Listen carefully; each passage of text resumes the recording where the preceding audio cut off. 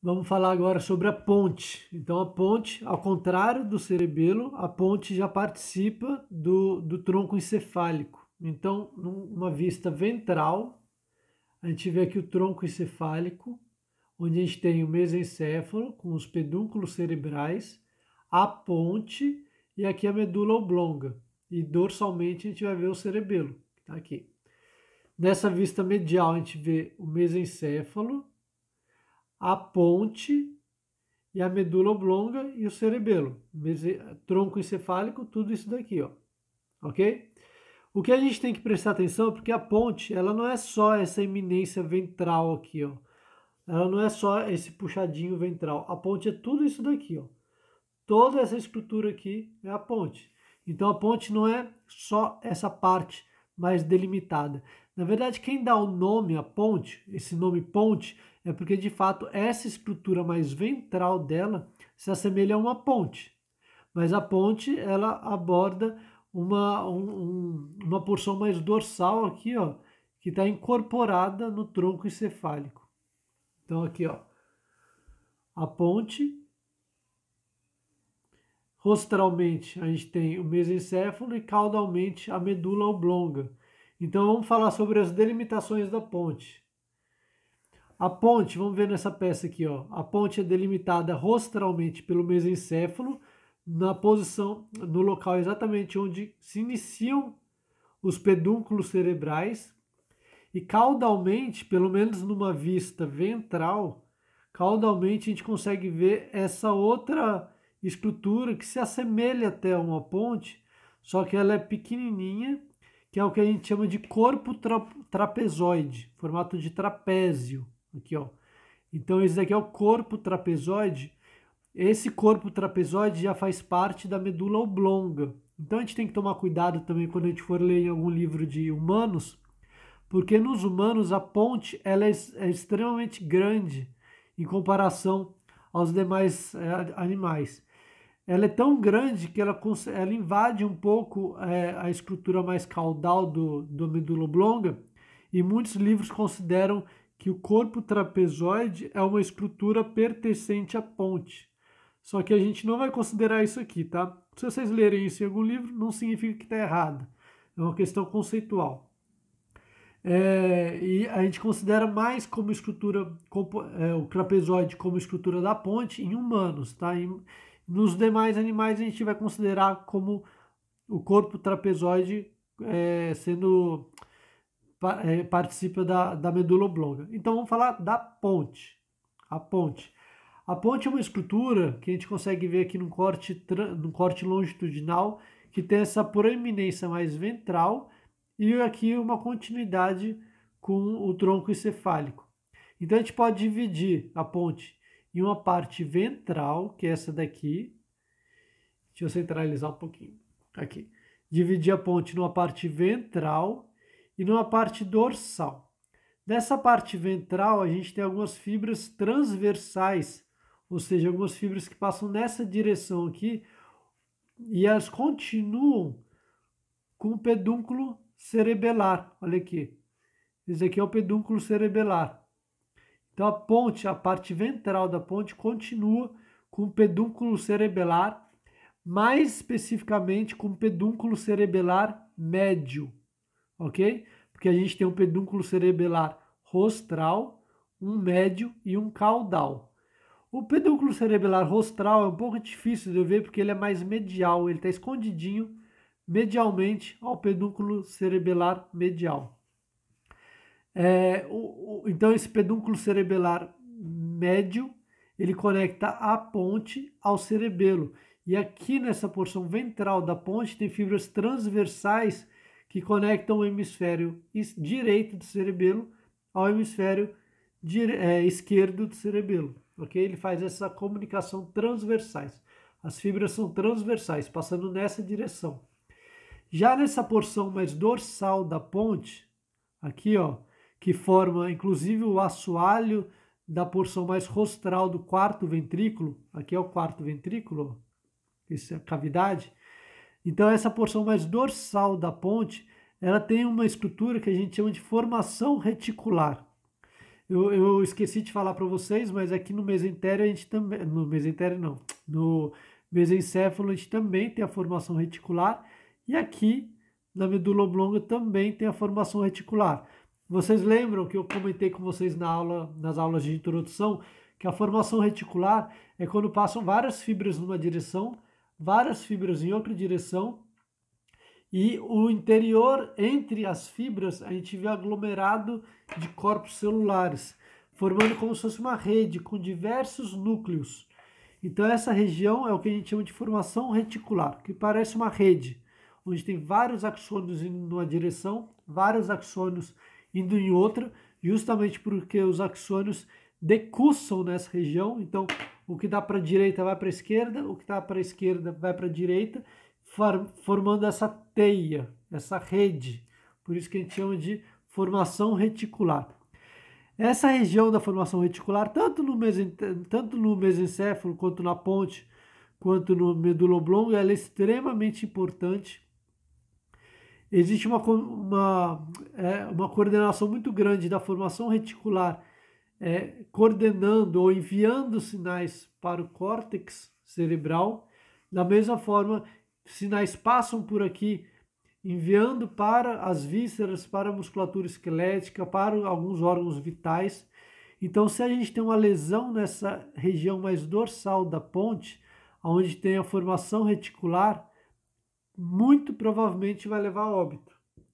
Então, lesões nessa região vão causar uma perda de consciência, com certeza uma perda de consciência, e muito provavelmente vai levar ao óbito. Aqui é uma estrutura extremamente delicada de se lesionar. Essa porção mais dorsal da ponte, onde tem a formação reticular, é uma porção mais antiga, embriologicamente, evolutivamente mais antiga do tronco encefálico. Então eu estou falando da formação reticular aqui na parte da ponte, só que considere que ela também aborda o mesencéfalo e a formação reticular também aborda a medula oblonga, ok? Então a parte ventral da ponte, aqui a parte dorsal, que a gente fala que tem... nessa parte dorsal, onde tem a formação reticular, a gente chama, é difícil a gente encontrar com o nome de parte ou porção dorsal da ponte. Não que esteja errado, mas é um pouco difícil a gente encontrar. Geralmente a gente vai encontrar com o nome de tegumento. A gente vai encontrar com o nome de tegumento da ponte. Então aqui seria o tegumento, ou a porção dorsal da ponte, e aqui a porção ventral. Na porção ventral a gente tem fibras transversais, na porção do tegumento da ponte a gente tem fibras longitudinais, lembrando que aqui tem a formação reticular. E a parte ventral continua com o pedúnculo cerebelar médio. A ponte também marca o início do quarto ventrículo. Então a gente consegue ver aqui, ó, o quarto ventrículo. Vamos ver nessa vista aqui, ó. Aqui a gente tem a ponte, aqui o pedúnculo cerebelar e aqui é onde começa o quarto ventrículo. Então a ponte marca a extremidade rostral do quarto ventrículo. Esse quarto ventrículo ele é envolto por uma malha de tecido revestida com células ependimárias que a gente chama de véu medular, ok? Então aqui todo esse quarto ventrículo e a base aqui do cerebelo também, ó, é revestida por um tecido que a gente chama de véu igual véu de noiva, véu medular. E nesse quarto ventrículo a gente já encontra ou volta a encontrar os plexos coroides. A gente não tem plexo coroide aqui no mesencéfalo. A gente tem plexo coroide no ventrículo lateral, terceiro ventrículo e no quarto ventrículo. Então aqui tem plexo coroide já. Ok? Então essa é a ponte. Um ponto muito importante. Na face lateral da ponte, voltando aqui, ó, deixa eu virar para vocês. Na face lateral da ponte, a gente tem a eminência desse nervo aqui, ó, que é bem grosso, bem rico. Esse nervo aqui é o quinto par de nervo craniano, que a gente chama de nervo trigêmeo. Então, ó, nervo olfatório, nervo óptico, nervo oculomotor, nervo troclear, e o quinto par é o nervo trigêmeo. Vamos falar melhor sobre esse nervo trigêmeo. Então, na ponte, a gente vai ter um único nervo que vai emergir dessa região. Então, a gente já falou do nervo 1, 2, 3 e 4. Aqui na ponte, a gente vai emergir o nervo 5, que é o nervo trigêmeo. Trigêmeo, lembre desse nome. O nervo trigêmeo é o nervo misto. O que significa ser um nervo misto? Significa que ele conduz fibras aferentes e eferentes. Eu vou usar em outras palavras. Ele é um nervo misto, significa que ele conduz fibras sensitivas e fibras motoras. Notem que quando eu falo sensitivo e motor, é sinônimo de falar aferente e eferente, tudo bem? Então o nervo trigêmeo é um nervo misto, que tem componente sensitivo e motor.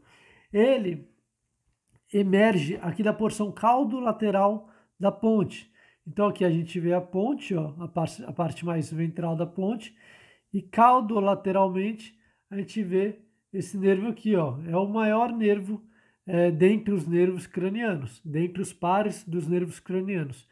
Não chega a ser o maior, porque ainda tem também o nervo óptico, né? Mas provavelmente ele é o que tem mais fibras correndo. Depois vocês vão ver que ele se divide em 3 nervos, 3 ramos. Por isso que a gente chama de trigêmeo, porque divide em 3. Então aqui a ponte caudal, a ponte lateralmente, a gente tem o nervo trigêmeo. Vamos ver na outra peça aqui, ó.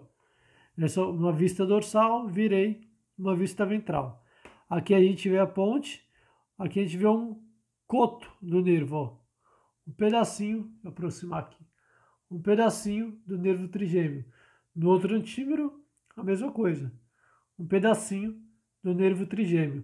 Sempre na extremidade caudal lateral, caudolateralmente a ponte, a gente tem a eminência ali, a saída do nervo trigêmeo.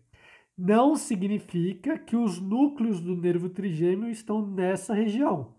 A gente vai ver que a gente tem núcleo do nervo trigêmeo em várias regiões. Ou seja, eu posso lesionar o mesencéfalo e afetar o nervo trigêmeo, porque aqui no mesencéfalo eu tenho o núcleo do nervo trigêmeo. Eu posso lesionar a ponte, lesionar a medula oblonga e afetar o nervo trigêmeo, porque aqui dentro dessas estruturas os nervos possuem corpos celulares, os neurônios possuem corpos celulares distribuídos em várias regiões, que é o que a gente chama de núcleo do nervo trigêmeo. Ele abrange várias regiões aqui, depois eu vou detalhar um pouco melhor. E aqui nessa outra peça, a gente consegue ver aqui rostral, aqui caudal, aqui a ponte. Olha aqui, esse grande nervo aqui, ó, caudolateralmente, a ponte, e aqui no outro antímero a gente consegue ver também, ó, caudolateralmente, nervo trigêmeo. O nervo trigêmeo ele tem o componente motor e sensorial. O componente motor dele atua lá nos músculos da mastigação. Vamos lembrar quais são: músculo temporal, músculo masséter, digástrico e pterigóideo. Ele também inerva o tensor do tímpano. O tensor do tímpano é um músculo que fica ali na orelha média e ele está relacionado com a tensão da membrana timpânica. Então, quando a gente tem um som com uma amplitude muito alta, um som muito alto, para evitar que lesione o tímpano, porque o tímpano fica vibrando, é uma membrana bem delicada, a gente tem esse tensor do tímpano, ele limita a movimentação da membrana timpânica, evitando assim que a gente lesione ela quando o som está muito alto. Então esse é o componente motor. Musculatura da mastigação, musculatura da mastigação e tensor do tímpano. E a gente tem o componente sensorial, ele é misto. O componente sensorial conduz informação de dor, temperatura, tato e propriocepção. Dor, temperatura e tato da região da face, dos dentes e da mucosa. Deixa eu pegar aqui. Aqui a gente tem uma face de um cão, ó. Aqui a gente tem a mucosa nasal e aqui a gente tem a mucosa oral. É claro que a gente pode sentir dor aqui, a gente pode sentir tato aqui e a gente pode sentir a temperatura. Essa mucosa nasal e mucosa oral também são inervadas pelo componente sensorial ou sensitivo do nervo trigêmeo. A via da propriocepção, que é conduzida também pela via sensorial do nervo trigêmeo, ela é responsável pela condução da informação proprioceptiva dos músculos da mastigação e da articulação temporomandibular. Existem outras regiões também, por exemplo, os músculos olfatórios, os músculos extraoculares e os músculos faciais. Mas vamos nos prender um pouco na parte da musculatura da mastigação e da articulação temporomandibular. Quando o indivíduo está mastigando o alimento, ele consegue pegar o alimento e transferir de um lado para outro, da mesma forma que ele consegue mastigar fazendo uma força que é involuntário. Quando eu estou mastigando o alimento, eu não fico calculando qual força que eu vou usar para mastigar, eu não fico calculando aonde que o alimento está na minha boca, se eu tenho que enviar ele para os pré-molares, para os molares, se eu tenho que enviar ele para o outro antímero, eu não fico calculando isso. Quem calcula isso, quem é responsável por fazer esse controle, é a propriocepção que é transferida, que é essa informação proprioceptiva enviada através do nervo trigêmeo, tudo bem? Então o nervo trigêmeo recebe essa informação de aonde está a comida, se essa comida é muito dura, se ela é muito mole, até onde que eu tenho que fazer a força na mastigação, até quanto que eu tenho que fechar a boca, até quanto que eu tenho que abrir a boca. Então toda essa parte da mastigação, envolvendo tanto a articulação temporomandibular quanto os músculos da mastigação, a gente vai ver é controlada por alguns neurônios que passam pelo nervo trigêmeo. O nervo trigêmeo ele recebe esse nome porque ele se trifurca, ou seja, um ramo do nervo trigêmeo é o que a gente chama de nervo oftálmico, outro ramo é o nervo maxilar e outro ramo é o nervo mandibular. Então o nervo trigêmeo ele forma o nervo oftálmico, maxilar e mandibular. Lembram que eu disse que o nervo trigêmeo é um nervo misto, ou seja, ele conduz informação sensitiva e informação motora, ou seja, informação aferente e informação eferente. Dentre esses três nervos, apenas o mandibular tem função motora e sensitiva. Apenas o mandibular de fato é misto. O maxilar e o oftálmico são puramente sensitivos, eles não são mistos, são sensitivos. Só que como o trigêmeo ele abrange os três ramos, né, antes da divisão, então ele conduz de fato informação motora e recebe informação sensitiva. O nervo mandibular ele vai inervar toda a musculatura, toda a parte, vai inervar de forma eferente, ou seja, vai conduzir informação motora para toda a musculatura da mastigação e a musculatura também do tensor do tímpano, assim como vai receber sinais eferentes, ou seja, vai conduzir daqui da região da mandíbula até o sistema nervoso central, vai conduzir sinais eferentes, vai conduzir sinais sensitivos, do que? Da arcada inferior, dos dentes dessa arcada inferior, da mucosa oral da arcada inferior, dos lábios da arcada inferior, tudo bem?